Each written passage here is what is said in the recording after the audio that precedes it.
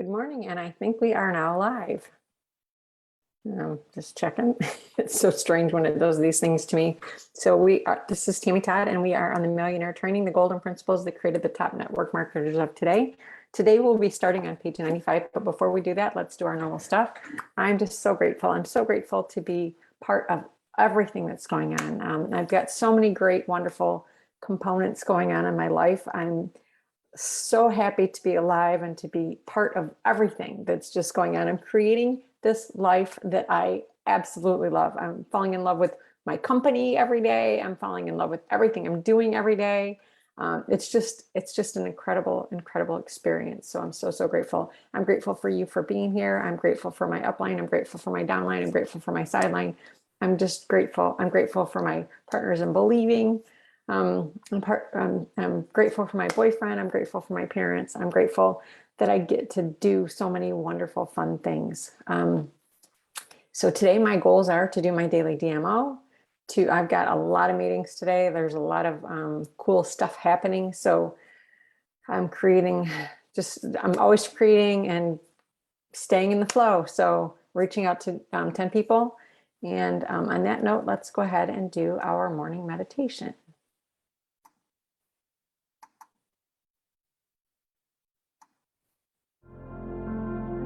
These things to me. So this is Tammy Todd, and we are. So take a deep breath, a deep breath of life.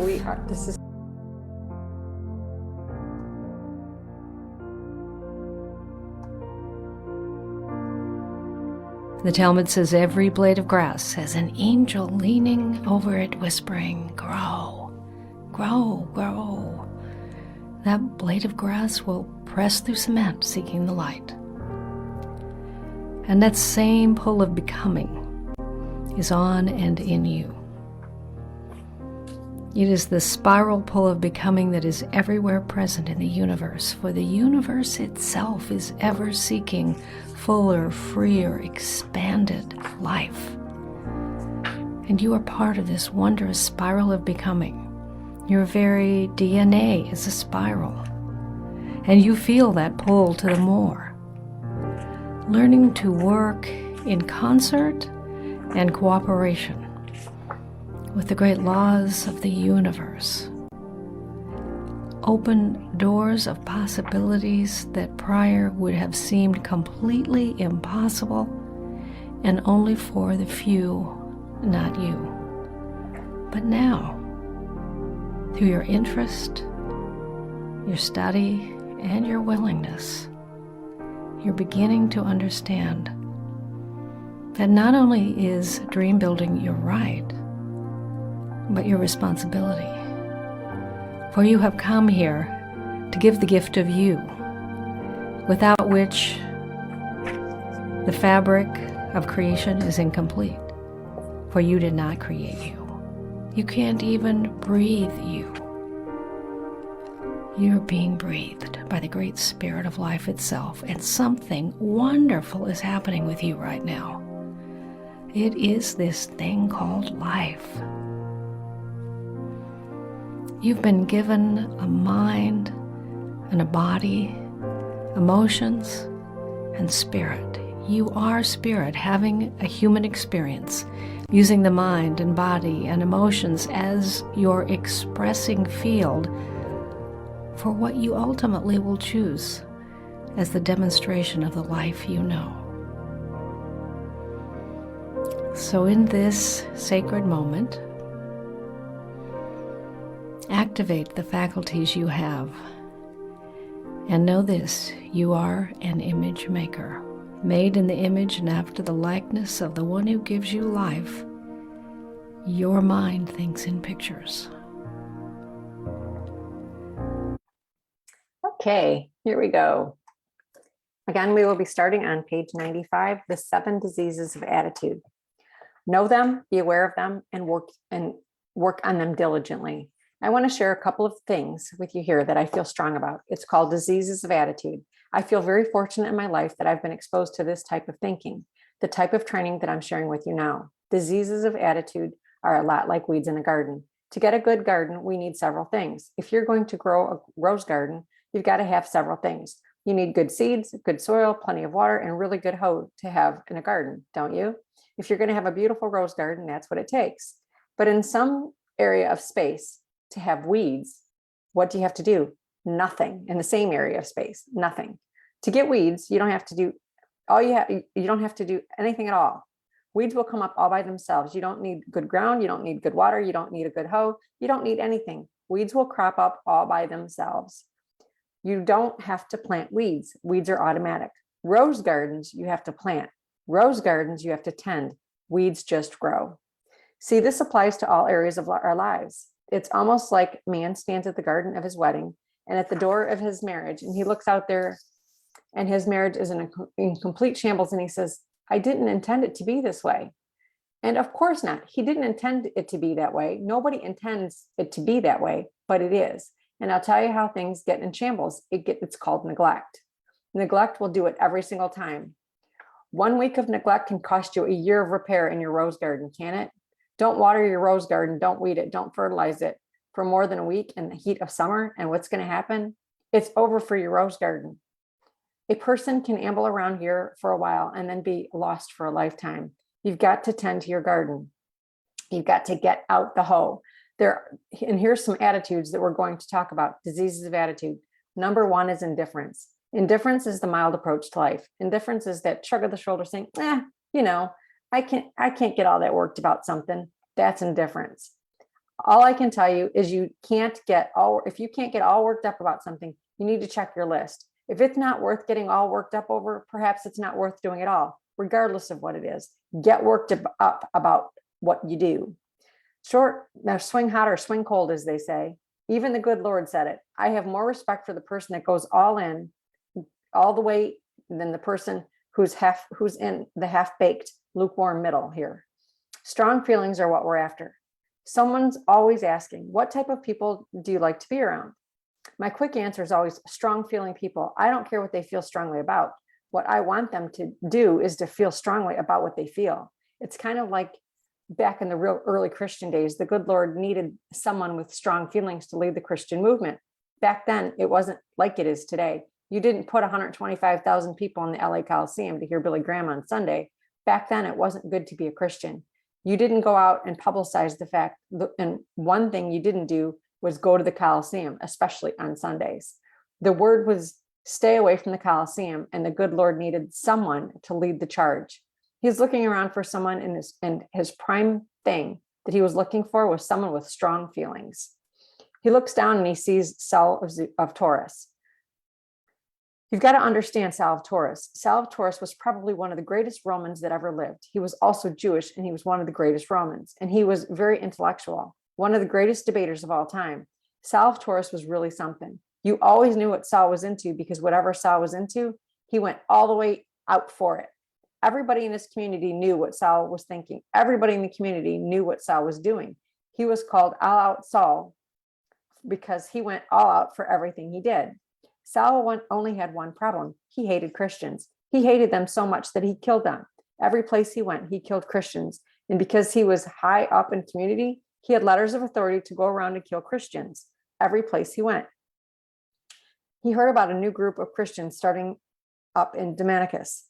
And you know the story. He got new letters of authority, gathered some men around him, and he's smoking it to Damascus to get these new Christians. The story goes that he was breathing threats of slaughter. That means he feels strong about it. The good Lord looks down there and needs someone with the good, strong feelings, and said, my goodness, look at that Saul. He really has strong feelings. That's my man right there. A bolt of lightning comes out of the sky and knocks Saul off his horse and blinds him temporarily. It's a recruiting tool that you and I can't use. But if you're the Lord, you know what I mean? Have at it. So long story short, Saul gets converted to Christianity, and he becomes one of the greatest champions of the early Christian movement. One of the greatest men to ever live. Saul of Taurus, Paul of the Apostle. It was really something. Strong feelings is what you look for. You've got to put everything you've got into everything that you do. Paul later said, the things that I once loved, I now hate. And the things that I once hated, I now love. That's called strong feelings. See, I don't care what direction a person is going in. I want them to feel strongly about what they feel about. Put everything you've got into everything you do. There's a formula for real success that goes from making a fortune to kissing your lady in the morning. I will promise you that adventure waits you in both cases. Number 2 is indecision. Indecision, it's called mental paralysis. Indecision will bring you to your knees. Indecision is when a person is on the fence and they can't quite decide which way to go. Indecision is when a person knows they're crippled with this disease. The person says, I know I'm on the fence, but I just don't know what to do. Sometimes you've got to make the decision knowing the 51% accuracy factor and knowing that you have to get off the fence. It makes no difference what side it's on. It doesn't make any difference if you get off on the wrong side. What makes a difference is that you practice the habit of making decisions. See, life is full of adventure. Life is full of success. Life is full of many decisions. Indecision is the greatest thief of opportunity.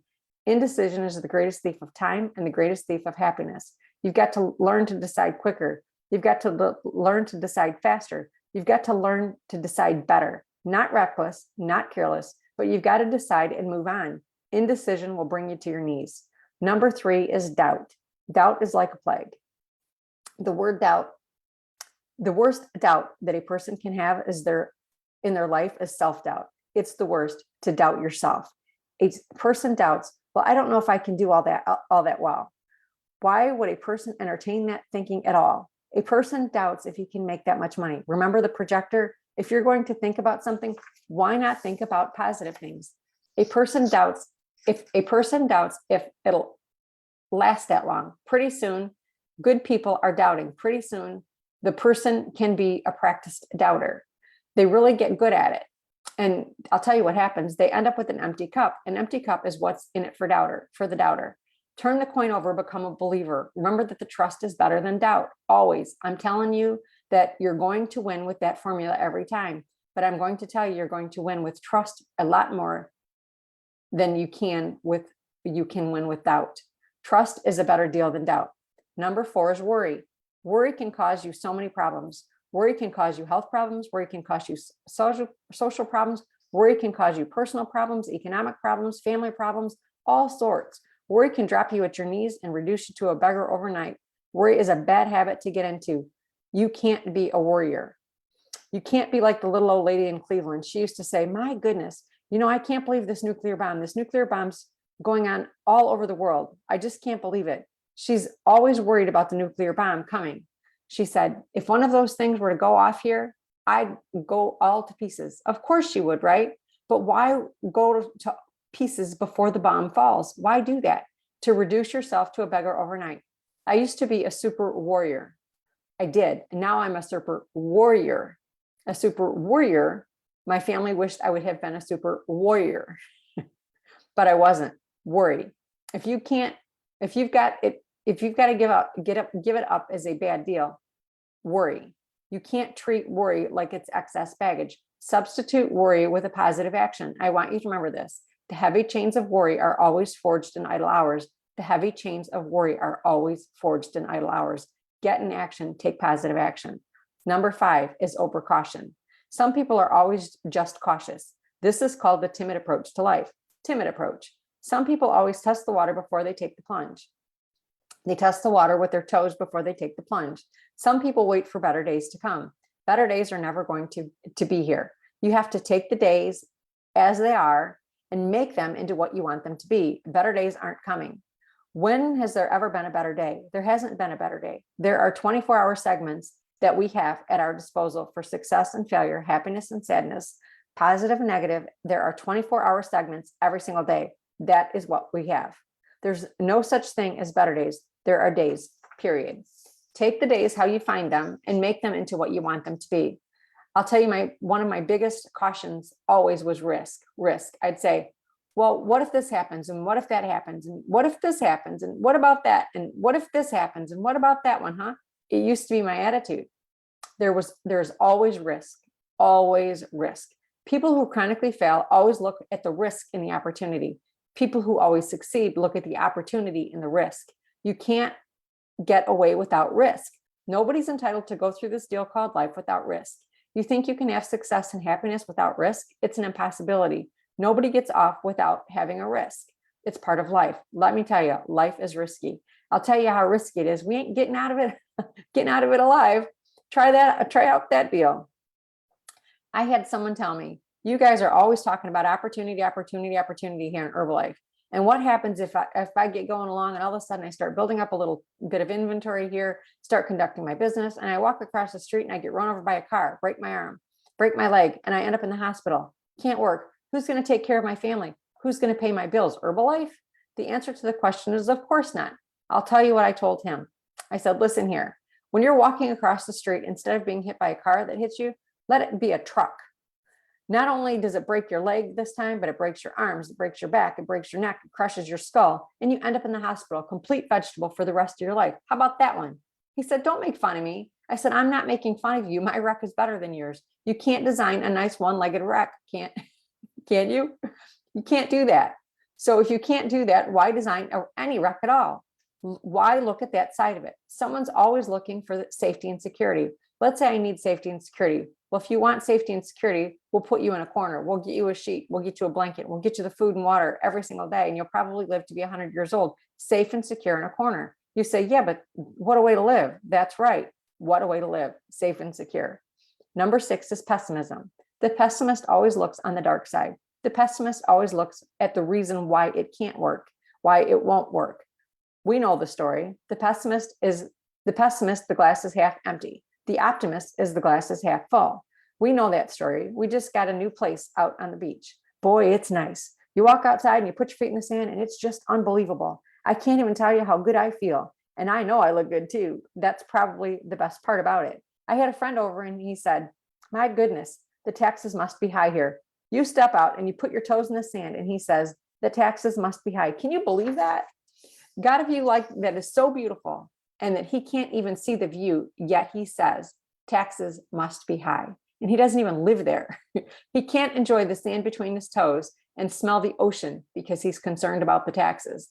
A negative accountant I once worked with kept saying, what if we go broke? What if we go broke? And I kept saying, what if we get rich? See, the pessimist doesn't look for virtue. He looks for faults. And once they find faults, they start enjoying the faults. The pessimist looks out the window and doesn't see the sunset. He sees the specks. He doesn't see the beautiful painting on the wall. He sees the cracks, how ugly it is. It's ugly. We don't need to be that way. It's not becoming to anybody. I don't care who you are. It's ugly. Get rid of it. It doesn't take long for pessimism to break you down, break your life down to where it's not worth much more than the warm pitcher of spit. Just wanted to get the point across. Didn't want you to forget. Number 7 is complaining. Complaining, crying, griping. Spend 5 minutes complaining and you've wasted 5 minutes. You can't complain. Who are you to complain to anybody about anything? Where do you get off complaining to somebody about anything? Who do you think you are? Who are you to do that? Imperfection can't judge imperfection, period. Crying, complaining, griping, it won't work. I'll tell you a story of Old Testament fame about the children of Israel. It's a good example here. Through the series of miracles, God got the children of Israel. He got them free as slaves and they're heading towards the promised land. You know how it goes. They're going to the promised land and he got them freed as slaves and they're heading to the promised land. They're free now and heading to the promised land, not slaves anymore, free, going to the promised land. You know what happened? They started crying, condemning, complaining from day one. They complained about the food. They complained about the weather. They complained about the leadership. They complained about each other. They complained and they kept complaining and crying and condemning so long until God had it up to here, I guess. And he said, trip canceled. They never made it. They died in the wilderness, going to the promised land and crying and condemning and complaining. They never made it to the promised land. That's how serious that one is. Those are the 7 diseases. You've got to know about them. You've got to work on them and you've got to become aware of them. This is so, so true. How many of us have all of these things that go on through our mind, right? All the time. So let's just kind of go through this again. Number 1 is indifference. You know, when you come from that place and you really don't have an opinion about something, that's indifference. You know, you've really got to come into that strong feeling of belief. No matter what you do, you know, like right now I'm working on this new venture and I'm totally convinced. I have a conviction for the company. I love it. I absolutely love it. But I'm starting to just now start to bring my boyfriend into it. And I really didn't want to tell him a whole lot about it until after I had proven that it works and how well it is, how great it is. but then something came up. So today he's actually going to get on a meeting with me so I can introduce him to this whole concept, because I really want him on board, because I believe in this company so much and I believe in what I'm doing, but I'm not tied to his outcome. If he decides that it's not for him, that's perfectly fine. I'm continuing on my path. So you have to really, before you share anything, you've got to get that place of conviction in your own self and your own being to make sure that you can withstand whatever is going to come at you. So only share it with people that you know are going to believe. I'm not talking about when you're sharing your opportunity and your products. I'm talking about when you're deciding to join a company, or when you're deciding that this is something that you really want to do and you're really pouring your energy into it, is to really get to the place of conviction that you're convicted. You know, you just stand in this absoluteness of, I believe in this. I believe in this so much. I don't care what you say to me. There's nothing that you can tell me that this is not going to work. When you can get to that place, anything is possible. Anything is possible. And that's where I really wanted to be when I started sharing this next thing that's going on in my life with my boyfriend. And I do have that conviction. So I don't know how he's going to react to it. I'm not tied to his outcome. Like I said, I'm going to move forward based on my own beliefs, and I'm not going to allow him and his beliefs, if he doesn't believe in it with me, to alter my opinion of what I already believe. So that's the first one, indifference. Number 2 is indecision, right? So when you can't make a decision, you are paralyzing yourself. And so many times early in life, you know, I was kind of that wishy-washy person and trying to figure out, what about this and what about that? And how do I do this? And to just actually just make that decision. And it doesn't matter if it's the right choice, you just have to make the decision and go with it. And if you feel like down the road, if you think, you know what, this isn't good, this isn't what I thought it was going to be, you can always make a new choice. You can always make a new decision and say, you know what, I decided this is no longer what I want, and this is where I'm heading now. So we always have the option to choose a different decision or a different path anytime, right? And number 3 is doubt. How many of us have been that person? You know, we're always doubting. I know I used to be that person. I used to doubt a lot, you know, but I still had enough belief that I was willing to try a lot of times. But once you are willing to try, until you get to that place of conviction, that's when the doubt comes in.